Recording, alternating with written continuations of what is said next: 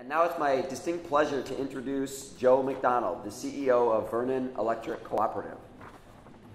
Vernon Electric is a 10,000-member cooperative in Westby. It recently became the first electric utility in Wisconsin to construct a community solar project. That's most of what we're going to hear about today. Prior to joining VEC, Joe was the manager, executive, and staff education for the National Rural Electric Cooperative Association in Madison. He was responsible for the Certified Loss Control Program and the Supervisory Certificate Program. He developed the Cooperative Financial Professional Certificate Program and taught numerous co-op financial management classes. Joe was also the CFO at Adams-Columbia Electric Cooperative for 17 years. Joe serves on the boards of the following nonprofit organizations: Wisconsin Rural Housing Foundation, Bethel Home and Services, and the Bethel Butikk Food Pantry. He has an Executive MBA from UW-Madison, a degree in finance from UW-Platteville, and is a graduate of the UW Graduate School of Banking. So please join me in welcoming Joe McDonald.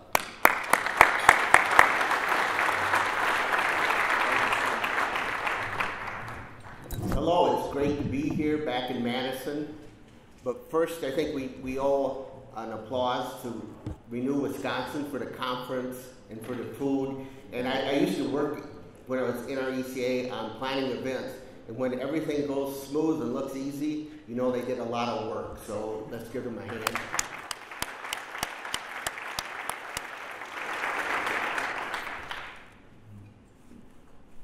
As in my introduction, I did work for 3 years in Madison on campus. And every once in a while, I kind of miss that energy and excitement around the campus. And then I drive in, and it takes me an hour to get here from Cross Plains, 20 minutes. It took us 10 minutes to get on Mineral Point Road. So then I get over it and appreciate Vernon County. And I know there's some folks from Organic Valley, which is in Vernon County. They can relate to this. If we have a slow day in traffic, you're either behind an Amish buggy or a tractor. So it is good to be here. I heard a lot of talk about utilities, so I thought I'll give you a very quick Co-op 101 lesson so you know that I'm not with We Energy or Rural electric cooperatives were formed 80 years ago, and it was because the large investor-owned companies did not want to serve rural America. There was not money there. And as you'll see, we only have 5 members per mile. So our membership, and we still have some people that remember when the lights went on, formed rural electric cooperatives. There's over 900 in the United States, 25 in Wisconsin, and including we even have an island. Washington Island is an electric cooperative. We are owned by our members, so one of the questions today was about consumer-owned utilities. Our members own us. Any profits go back to our members. We don't talk about return on investment because we don't have investors. Somebody mentioned where the rubber meets the road. That has been our slogan for years. We do know our members. Our membership of 10,000 actually elects over 100 advisory members. Our membership votes on our directors. We have 10 directors. We hold annual meeting. We hold member appreciation picnics. So we think we are in touch with our members. And our community solar, we did run by our advisory committee and did announce it at an annual meeting.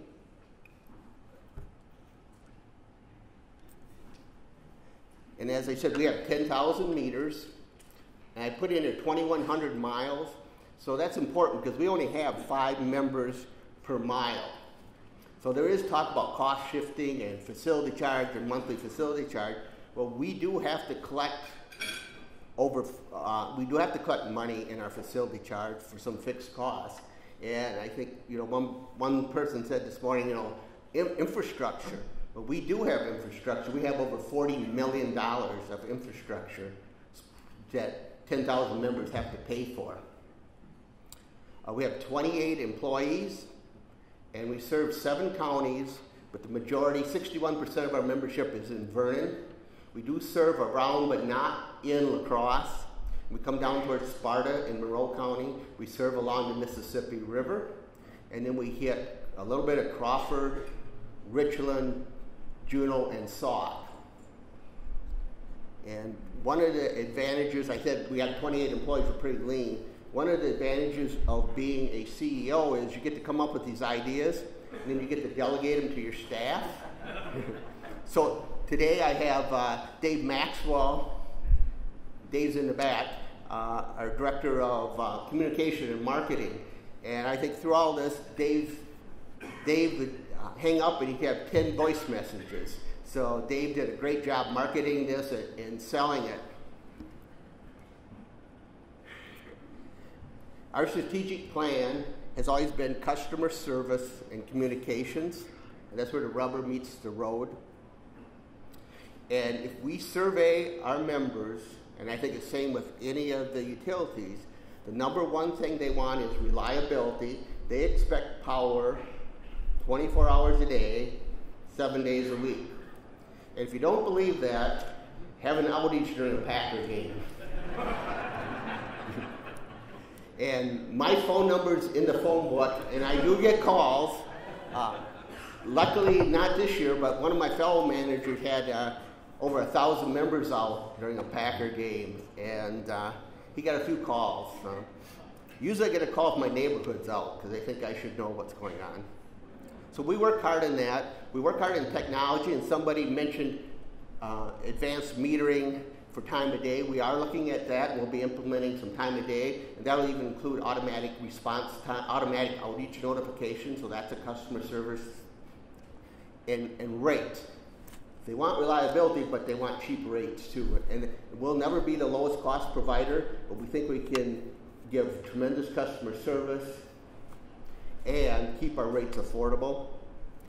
We also realized a few years ago that members were coming to us with a lot of questions on renewable energy, and we wanted to be the experts on that when we weren't the experts on it. So we were looking at renewable energy projects, and it also we're looking at it for an education process for us. And when we brought this up to our membership, brought it up to our advisory board, they did say it has to be fair to all your members. And that is the co-op principle, and we work very hard on having fair rates. Now, you're not always, one member may not think what is fair to them is fair to everyone, but we do have to balance that. So I did wear my yellow solar shirt, Community Solar. And I have to be careful what kind of color shirt I wear to the board meeting. If I wear a red shirt, they say it's a power shirt. And if I wear a white shirt, they say we're not going to get any work out of you today. So I can wear yellow or blue. So we looked at a community solar project. We looked at co-ops in Colorado. There was a co-op in Minnesota had done one. We were looking at like a 40 kW, a very small system, just to get our feet wet and see what it was all about. We did talk to Clean Energy Collective. They were the leader in community solar in Colorado. They did the small one in Minnesota, and we had talked to them. They really had the template, and they really had it down. And it was completely new to us, so we kind of formed a partnership. But they did not want to do a 40 kW. They would lose money. They said, this is all the engineering and upfront costs. We can't make any money at it. So our project actually turned into two projects. Geralyn Power Cooperative, our power supplier, went out for bids on a 500 kW project. They wanted to buy the electricity off from it. We did submit a bid with Clean Energy Collective, and this was completely against Clean Energy Collective's business model, but we talked them into it, working with us. And then when we got the bid, we were able to use economies of scale, and we built a community solar project, a 305 kW, 1,000 panel. And our members loved it, but again, our advisory committee and our board says, but let's be fair. And that's a challenge. And I worked very hard and a lot of hours of negotiation, a lot of hours of sleep on this project. And as it came out, we were able to have over $2 million worth of solar on our property with no money invested. And it is an education for all of us.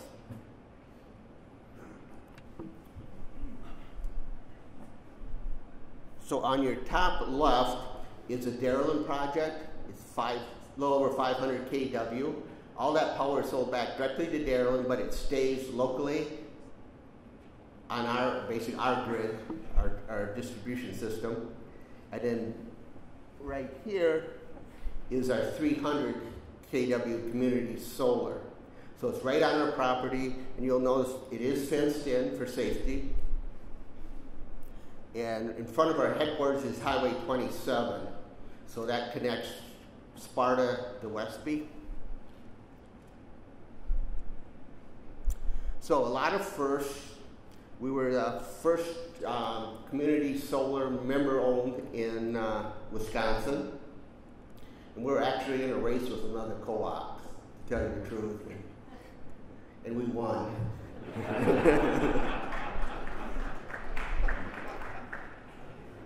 We're also currently the largest one in Wisconsin. Some of my fellow managers have worked hard, and there's several more in the process.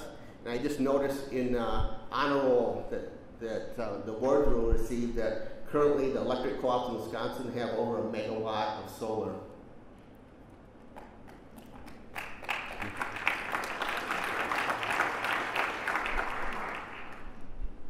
We're able to negotiate probably the lowest cost in the country. Actually, Clean Energy does not like me to show that slide because it can't be duplicated. And we're also the first to pay slightly less than retail rate. We wanted to make sure this was affordable and no member subsidy, and make a project that would work that did not need net metering at retail rate. In all the negotiations, we're able to get a payback of 12 to 13 years. And that's what we sold us as a payback of 13 years. I don't have scientific proof on this, but I do claim, but it sounds good. We sold out the fastest in the United States for a system our size. Some people that put in a 10 or 20 or 40 kW system sold out right away, but we put 921 panels to our members, and we sold out in 2.5 weeks. We had a marketing campaign that we just scrapped because we didn't need it. When I did the final numbers to our board, I had a board member say, "Joe, you're going to sell out right away." And, it's not good to argue with your boss, so I agreed. But in the back of my head, I thought, he's nuts, that I'm going to really have to work, and it's going to take maybe 6 months to sell this out. And I hate to admit, but he was right. We sold out, and he doesn't let me forget that. So we actually got the panel price down to $600 a panel. One panel will produce approximately 400 kilowatt hours a year. We're paying 10 cents a kilowatt hour. So that panel, on average, will produce about $40 worth of electricity. $38 will go back as a bill credit. It's on a monthly basis, probably around $3 a month. And then we'll keep $2 a year for maintenance and operations. Most people that are putting in renewable energy are looking at the escalation price. They're saying electric rates are going to go up. So we added an escalation cost. If our kilowatt hour rate, retail rate, goes up 3%, that 10 cents will go up 3 cents. Fortunately for our membership, last year, this year, we have not had to do a rate increase. We've been able to work very hard to control our costs. A lot of members, and I cautioned them, looked at our investment of $600 and said, well, 6% return is $36, so I'm getting 6% return on my money. And I had senior citizens coming in and say, the bank's only going to pay me 1% on a CD or 0.5%, so this is a great investment. And it is, but I did caution them and said, we did not sell this as a 6% rate of return, because if you put $600 in the bank, you can get this out. I don't know when you're going to get your $600 back. If you want to sell it, what's it going to be worth? You know, the solar industry is changing, and there's so many improvements and enhancements every day that maybe 10 years from now, that's probably not going to be worth $600. So I did caution them that, and then we estimated life at 25 years. A lot of vendors were saying 50 years. Clean Energy Collective said 50 years. So we really cautioned people. We took a conservative approach. If they're still working after 25 years, we'll continue the operation on that. Will they last 50 years? Well, I can tell you, I'll never know. So they can't sue me on that one. So we started out with a little over 1,000 panels. And if you're in the industry, you know, you sell them as DC, but we convert them back to AC. We sold 921 panels to our members and kept 79 for ourselves. So we had 113 members bought panels. What really surprised us was 3 members bought 10% of our panels the first day. Had a farmer come in and write a check for $60,000. And this kind of floored us. So we sold out.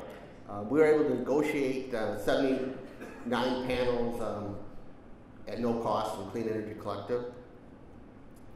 So in all the negotiation and a lot of changes, and I was actually on vacation. My wife last, I was on vacation in Las Vegas, and I'm in Harrod's restroom for 2 hours negotiating on this. So, and we're like 2 weeks out from announcing it. So there's a lot of negotiation going on.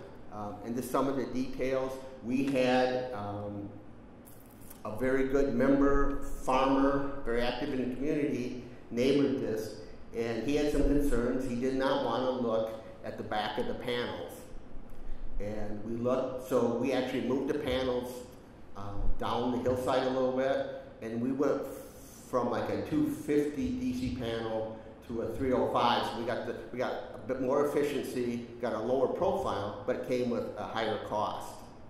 So we did get down to 671. That would never happen again, and I give Clean Energy Collective credit. They're not a co-op, but they acted like one, and they honored a misquote. So, and you see in my lessons learned, I did not know what the price point is. You know, we are a low-income county. I was thinking $500 to $600 is where I had to be, and 671, you know, that just didn't sound right. So in the middle of the night, I kind of got this idea that, well, maybe we can figure out some way to rebate them. And we went back, and we have a Do What's Right program where we opted out of Focus on Energy a couple years ago. So we had money in there, so we used $71 a panel rebate. We got down to $600. So that actually is about $1.97 a watt. It was a tremendous price, and you know, I guess I was really kind of pleased with myself that I got it down, and this is the lowest cost. And I had an old boss that said, "No good deed goes unpunished." And I got it down. Besides selling out, of all people, the Sierra Club got on me. And they said, "You're up to something. What are you up to? This is too cheap." And that probably surprised me the most. Our members really liked the idea.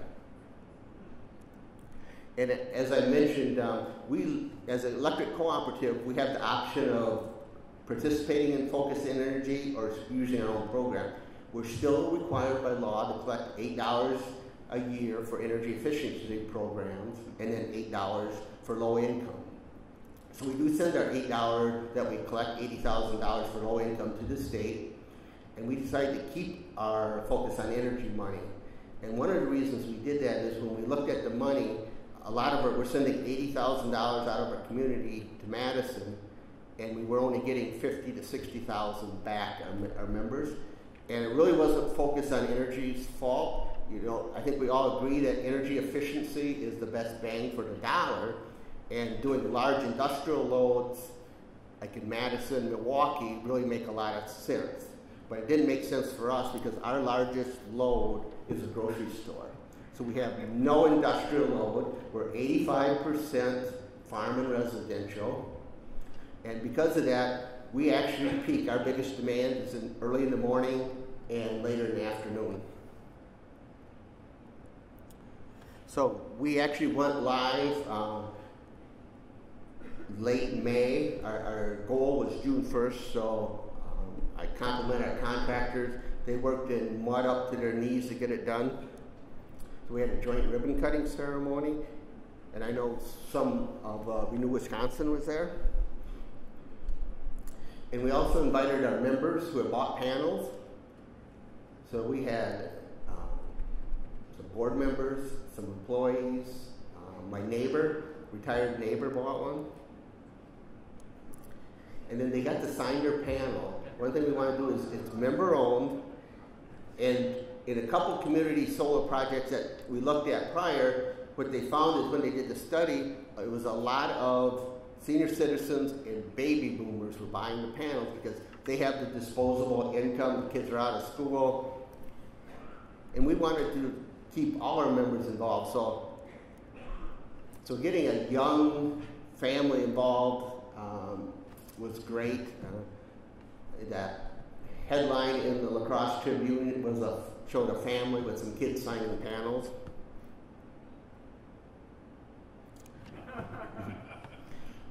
We did have a little dilemma that we hadn't thought about.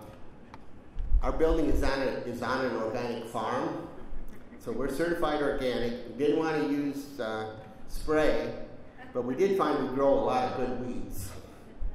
So somebody said, how about goats? Well, goats will climb and they will chew all the cable.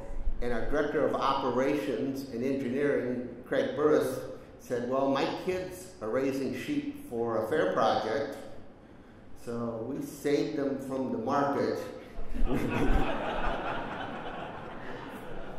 for a couple months. And they've just been a hit. We have people stopping and taking pictures. And what we did, Craig did, is the water and feed is right where you come into the gate. So when we're giving school tours and that, the sheep know they're going to get fed, they're going to get a scoop of pellets. So they come and everybody pets the sheep. And we did talk about fairness, and I think We Energy and MG&E were kind of criticized of what they call fairness, but we worked very hard on a fairness to all our members.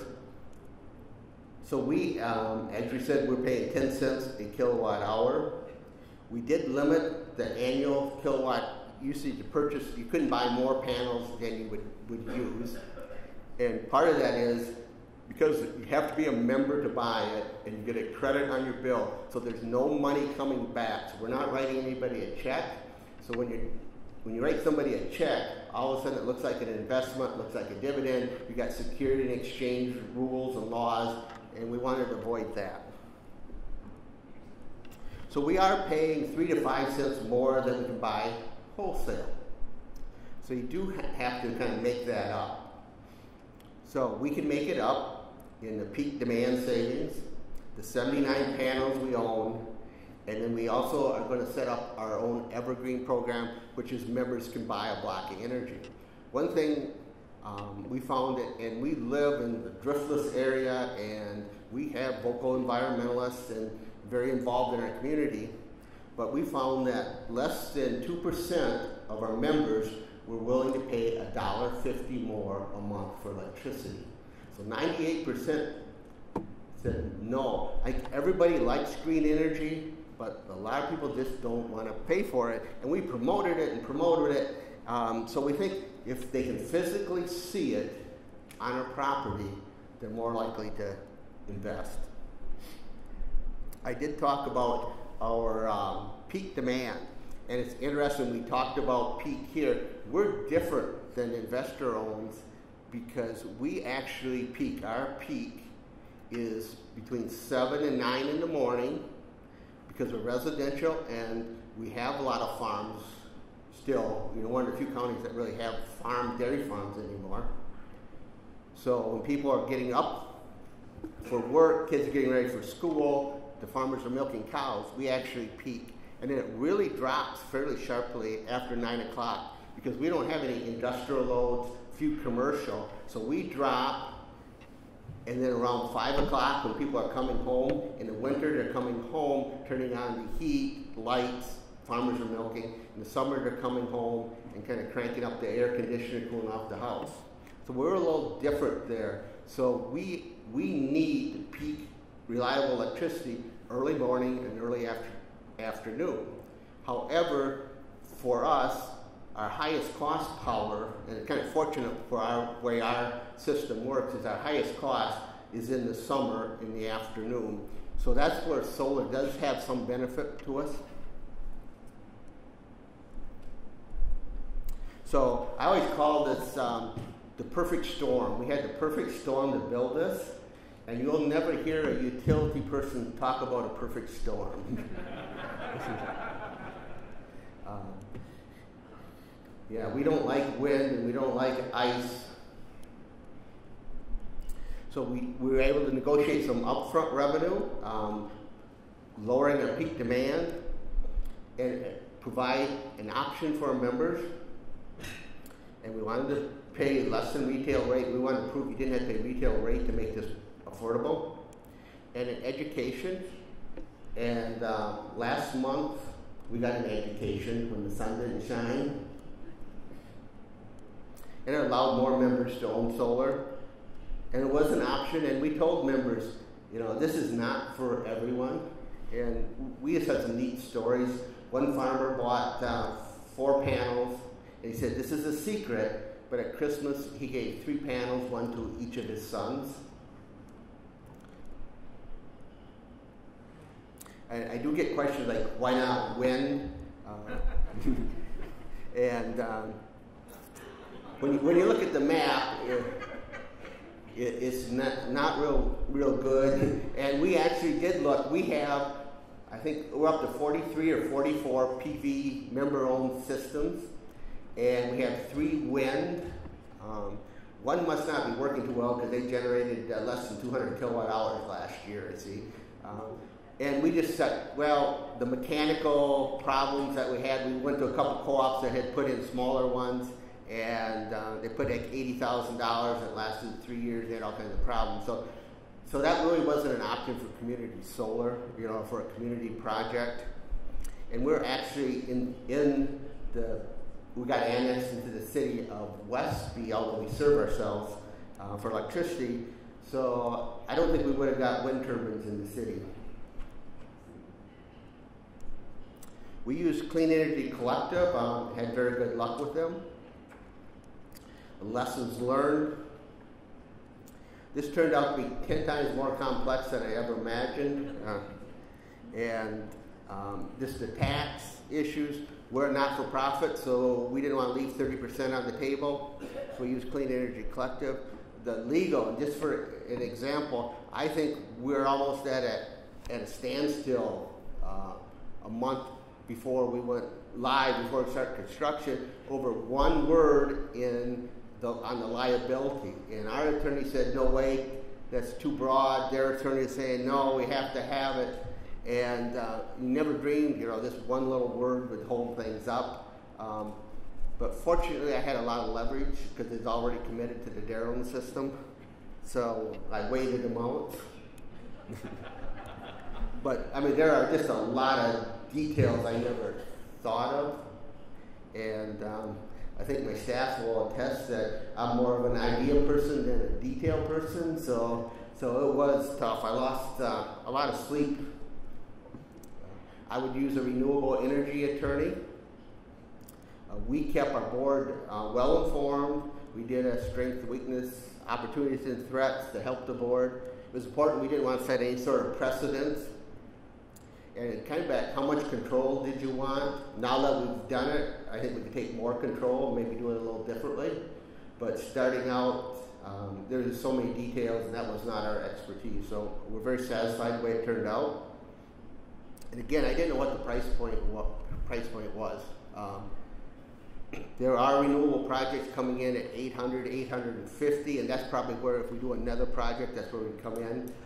They are selling out not as fast. I've seen them 1,000 to 1,600. They're not selling out. So price is very important, and I think it's that payback. But you get up to 20 years, people are going to say, oh, I'm not going to invest in 20 years. And I think $600, somebody will buy it just to say I own something green. I don't want it in my backyard, like my neighbor said, I got a new roof. I don't want it, but for $600, I'm willing to invest in this. And most members love the idea. I did get complaints, why are you doing this? How much is it costing me? So I actually had a couple members come in and I had to show them the numbers because they didn't believe that we weren't subsidizing it. And why not paying the retail rate? Well, I did that on purpose. And we talk a lot about net metering. What is the value of solar? We'll find out. And as it turned out, that $71 rebate actually is the net present value of the estimated difference between what I'm paying in retail over 13 years. So actually, we bought down the rate in advance with that rebate. If I do it again, we would have limited the number of panels. We actually sold out so fast that I'd say we, but it was Dave Maxwell that had to call some of these people and said, you know, you were first sign up, you bought 20 panels. Would you mind giving up 5? And so we can get everybody on the list. And I think the surprising part was that they didn't want to. You know, they'd say, oh, we're a co-op and understand it, but that's a really good deal. And we'd say, well, if we have any extra, we'll give them. And a couple did, and a couple said, no way. So through all this, we're able to get everybody on a waiting list, at least one panel initially. We have a waiting list now. You can sell your panel, and we'll help facilitate that, but we don't know what the price is. And if you move off our area, out of our service territory, and not getting electricity, we have nothing to give you credit for. So you can either sell it to your neighbor, whoever buys your house. You can give it to your kids if they're a member, or your church or community organization. We negotiated. A funny story, when we got done, I told Clean Energy, I said, you probably don't like me very well. And they said, I think it was a compliment. They said, you're the toughest negotiator we ever dealt with, but you were so nice that we couldn't get mad at you. Yeah, somebody said that's Wisconsin. And then some people just can't use the 30% tax credit, so that's why they invested. Today I have happy members. It sparked an interest in solar, and again, Dave Maxwell handles that. We're probably adding 1 or 2 PV systems to our system each month. We're seeing a lot of small 5 to 10 kVs or KW systems. We will see what the value of solar and try to figure out what that demand cost is. And it's interesting, we said about $3 a month. So our first month was actually 5 weeks, so we kind of set the bar kind of high. So they got $4.77, so people thought it was great. And if you remember, July and August was pretty mild weather. You know, we usually make a lot of sales in there, and we're way down in those months. So they got, you know, around $3.50. Then as the days got shorter, and we knew that September and October, it kind of gradually reduced.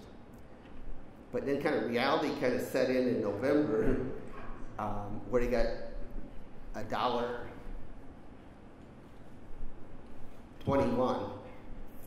And that's when the calls started coming. And so what we did is, if you add up all the bill credits for the first 6 months, it's about $18. So 18 times annualized over 12 months, it's $36. So there's that 6%.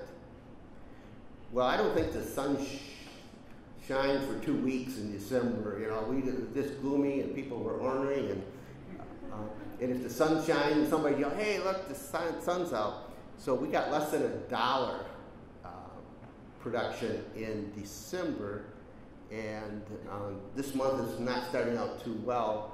And I think the ironic part is we're probably going to peak for the year this month with this cold weather. So we'll sell more electricity from 5 to 8 o'clock on one of these cold nights than we will any other period throughout the year. But we really haven't got too many calls this month, and I asked Dave, he didn't get any calls.